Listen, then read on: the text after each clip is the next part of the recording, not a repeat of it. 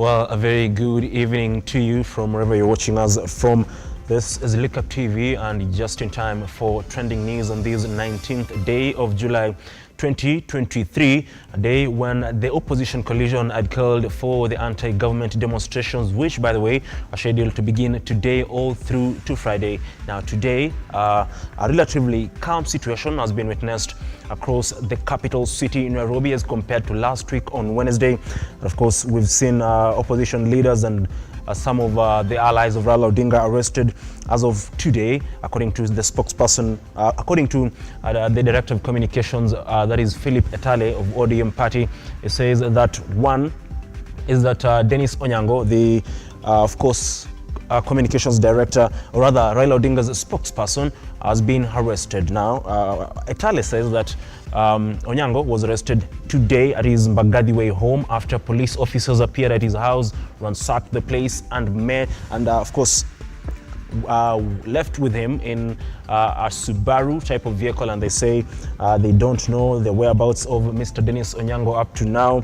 The same happened to, of course, Raila Odinga's bodyguard. Still, this allegations by Mr. Philip Etale, and he says through his Twitter handle that unknown people in plainclothes suspected to be police officers from the DCI have abducted Raila Odinga's bodyguard Maurice Ogeta while driving to work. Now, they bundled him in the car boot, and of course drove away with him to an unknown destination. Those are just some of the people who close allies of Raila Odinga have been arrested so far, according to Philip Etale. Remember as well, the same Philip Etale reported that Makadara lawmaker, that is George Alado, was arrested yesterday.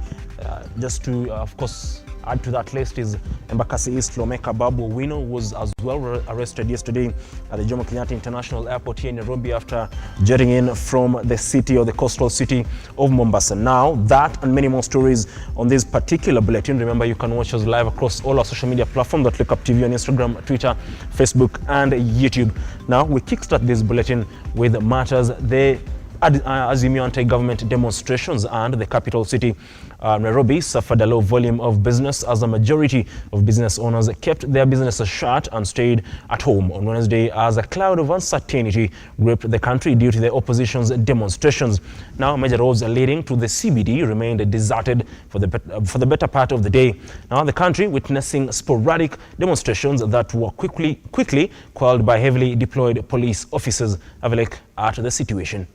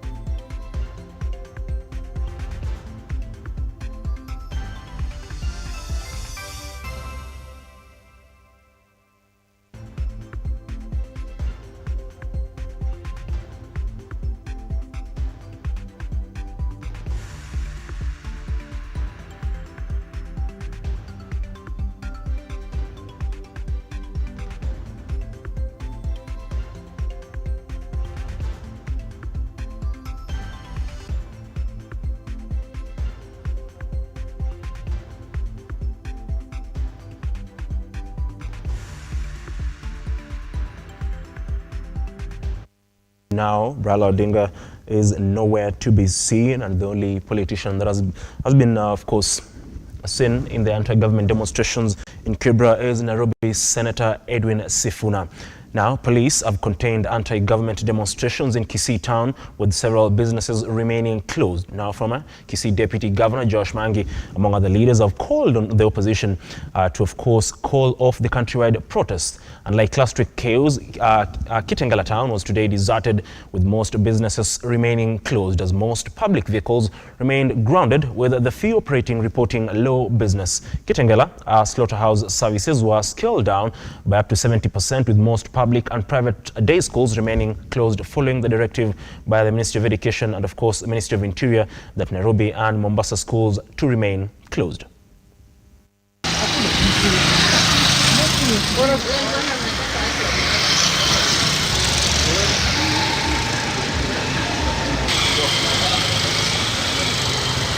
There is no way you can reduce the cost of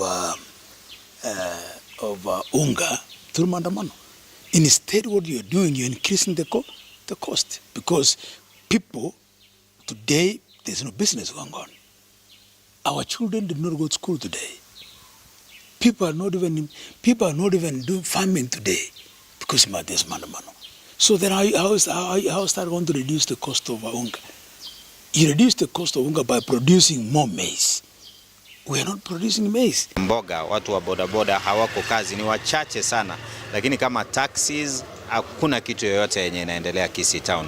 Uzuri ni kwamba leo ukikompare na Friday, at least tujasikia tear gas, hatujaona tear gas, kuna amani kidogo. Ile maandamano ya kwanza ambayo iliitwa mwezi wa 3, uliona kwamba Kisii hakukuwa na shughuli vile, lakini saa zile ni kama kwamba vitu zilikuwa vizuri. Tukiona saa hizi na ile finance bill yenye ilipita, mafuta imepanda, I think uchumi pia imeanza kuaffect kila mtu, ili kwamba serikali itabidi ione vile ita manage kuweka pesa kwa mfuko ya mwananchi wa kawaida. Salama uko sawa sawa, tunawahimiza wafanya biashara wetu wote wa mji wa Kisii wakaweza kufungua biashara zao ili wakaweze kupata mapato yao ya kila siku.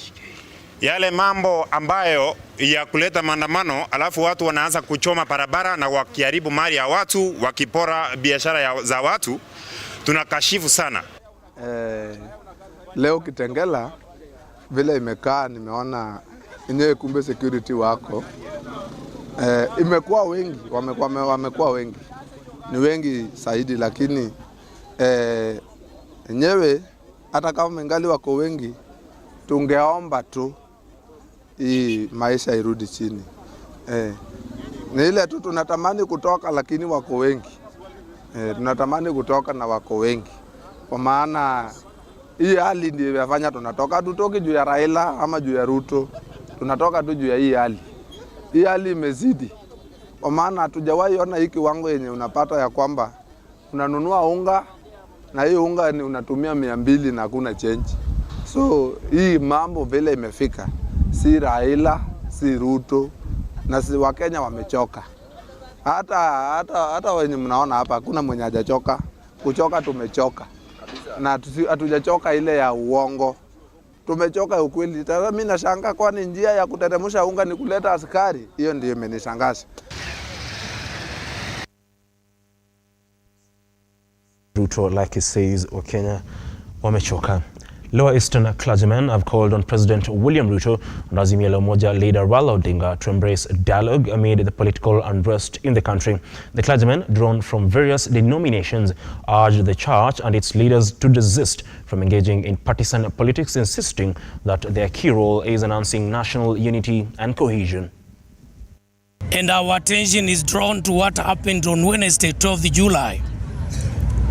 Whereby protests broke out in some parts of our country. We take the conclusion to the intensity and impact of these demonstrations was much felt in Mulolongo, Kitengela, and at the river, where property worth millions were destroyed and vandalized, and many innocent people lost their lives.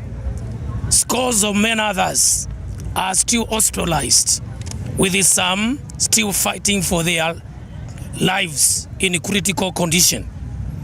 As such, it's clear that we are seeing in all these protests and destructive trajectory, which is even checked, can easily plug our country to anarchy. Sisi kama wachungaji tumeona ni vizuri serikali na upinzani waweze kuketi pamoja, kwa sababu hao wanaweza leta suluhu katika nchi hii yetu. Tunakuwa na uoga ama tunaona hofu kama vile nchi yetu inaheshimika katika Afrika yote. Mambo kama haya yakitokea ya kuharibu vitu ama kufanya maandamano haina maana, Kwa hivyo tunauliza rais pamoja na kinara wa Azimio wawezi kuketi pamoja ili waweze kuleta suluhu. Ni kweli maisha yamepanda, lakini wakiketi chini wanaweza tafuta njia vile utafanya ili maisha yaendelee vizuri. Sisi kama wachungaji hatuungi pande yoyote mkono. Kile tunahitaji ni kuwe na amani ili wanaofanya biashara, hata sisi wachungaji tuweze kuwa na amani hata katika kazi yetu. Kwa hivyo rais tunakupenda, pia kinara wa Azimio tunampenda. Kwa hivyo ni vizuri muwe na utu, muangalie kilio cha watu ili naye Mungu apate kuingilia. Sisi kama wachungaji kazi yetu ni kuomba, tunaomba, lakini tunapoona yale yanatendeka katika nchi yetu ya Kenya hatuna furaha. UDA Secretary General Cleophas Malala has urged the opposition coalition Azimio to give the government more time to bring down the cost of living. Speaking in Kakamega town during peaceful protests aimed at countering the Azimio protests, Malala further challenged Western leaders to hold demonstrations from their hometowns.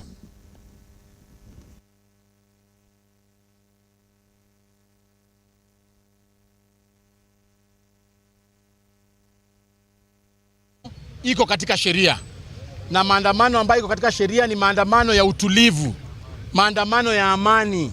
Sisi hatukatai mtu yote kufanya maandamano, lakini kuharibu biashara za watu, kupiga watoto wakienda shuleni, kuumiza wamama na kuua vijana wetu, sisi tumesema hiyo haitafanyika hapa Kakamega. Sisi hapa tunataka amani, tunataka watu waendelee na kazi yao, tunataka town yetu ya Kakamega hii, zile miradi ambazo zimeanza hapa za kuunda barabara hizo zisichomwe. Mambo ya sisi kuunda barabara na watu wanaanza kuchoma barabara ni kuharibu tauni yetu. Jambo la pili, mimi ningependa kuomba viongozi wa upinzani, tafadhali wapatie rais nafasi afanye kazi yake. Yeye ameingia juzi katika ofisi, apewe nafasi afanye kazi yake kama rais wa Jamhuri ya Kenya. Mambo ya kumtisha kwamba mnataka kuleta maandamano ndio mpate handshake. Watu wa Kakamega wamesema hawataki maneno ya handshake, wanataka serikali ifanye kazi, iwatumikie, ilete bidhaa ikuwe chini, tuhakikishe kwamba kila kitu ambaye tuliagiza watu wakati wa campaign imefanyika. So mimi ningependa kuomba watu wangu wa Kakamega leo, tafadhali tuchunge mali yetu sisi wenyewe. Now, in a bid to counter the high crime rate and transportation of illegal goods, border riders in Samburu County have been legally registered with recognizable badges. Speaking during the launch, Samburu Central Assistant County Commissioner George Murage noted that the registration comes after a directive was issued by President William RUTO, while urging the border operators to work closely with security officers to ensure that they can bring to an end insecurity cases in the area.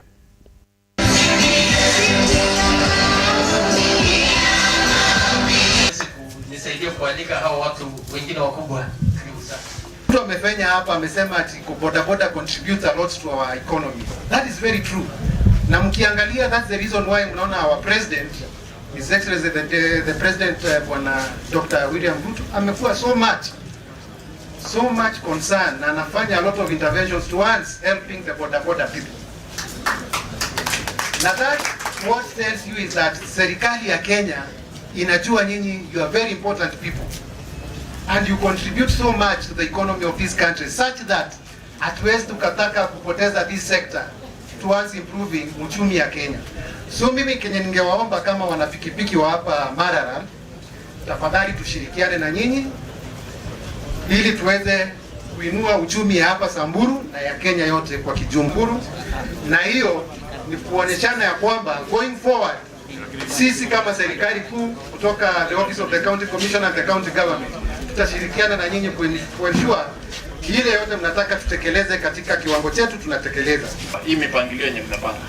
Boda sector ni sekta moja ya maana sana katika economy ya Kenya na katika mambo ya usalama katika nchi yetu ya Kenya. Kwa hivyo viongozi wa boda wenye mmechukua hili jukumu la kuweka watu wetu pamoja, tunawashukuru sana. Kwetu sasa tutakuuliza license iko wapi? Insurance iko wapi? Lakini hiyo sio kusema kwamba tulegee. Shule ziko hapa, waheshimiwa wako hapa, wanaweza negotiate na these driving schools at least, hata kama ni bei ya driving licenses na mambo ya training iteremshe kidogo, at least watu wetu drivers wa bodaboda waweze kupata masomo na kupata licenses zile kwa bei nafuu. Na event ya kulaunch cards yetu ama kitambulisho cha kasi cha bodaboda, tuliamua kuweka hiyo mikakati kwa sababu ya mambo ya usalama. Sasa tumeamua kusema ya kwamba kila pikipiki ambayo ni ya bodaboda lazima awe registered, apitie kwa ofisi ya bodaboda, apeana details zake, tutengenezee kipande kitambulisho ambayo itaweza kumsimamia anapo. Prime Cabinet Secretary Musalia Mudavadi has urged African countries to reduce over-reliance on foreign aid. Speaking in Nairobi during the launch of the 2023 Africa Development Dynamics under the 6th AU edition, Mudavadi said all national financial institutions should be empowered and strengthened to allow them channel funding to sustainable investments.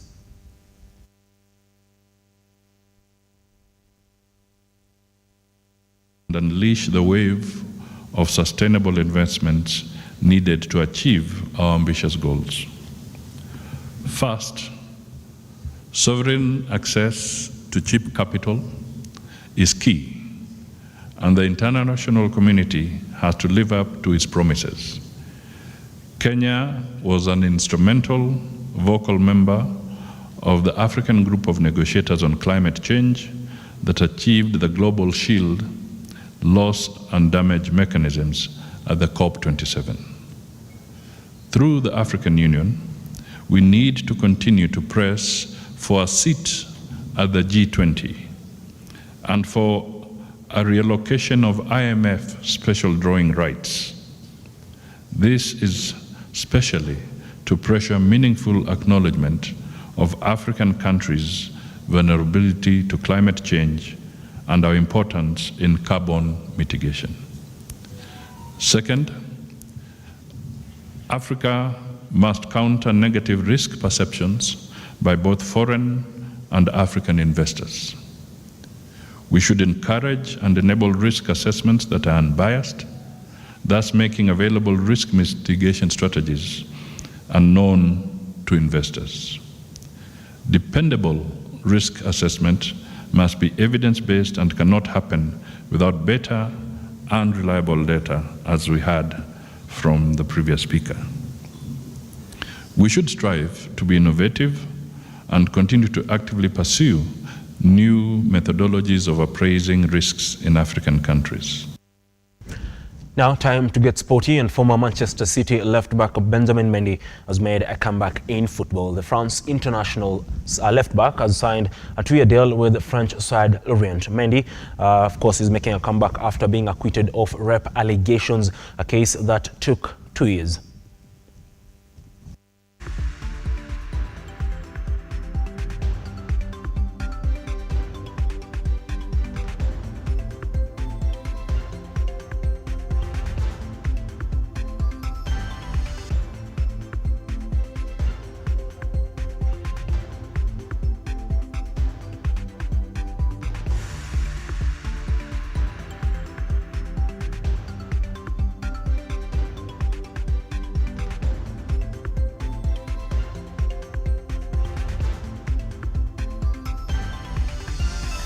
Well, on that note, we wrap up this particular bulletin, but I just want to sample a statement by Azimio Umoja, and they say, we condemn in the strongest terms possible the arrest and abductions of Azimio leaders and close associates of leaders without any color of right or the slightest justification. Now, according to the statement, Babu Owino, the Embakasist MP, like I said, was arrested, and of course they're saying he's being held incommunicado. His whereabouts remain unknown. Today, they say Honorable Ken Ochonga, the MP for Kilifi South, and Honorable Teddy Mwambire, the Speaker of Kilifi County, of course, have been arrested as well. And they say in Nairobi, police have today arrested Honorable Wilfred Odalo, the MCA for Mabatini Ward, Honorable Redson Onyango, the MCA for Ngei Ward, and of course Eric Otieno and Anthony Osula, both budget officers of the Nairobi County Assembly, similarly have been arrested and are being held in or rather at undisclosed locations. Now we continue to follow up those stories for you, including whether Azimio leader Raila Odinga will be able to,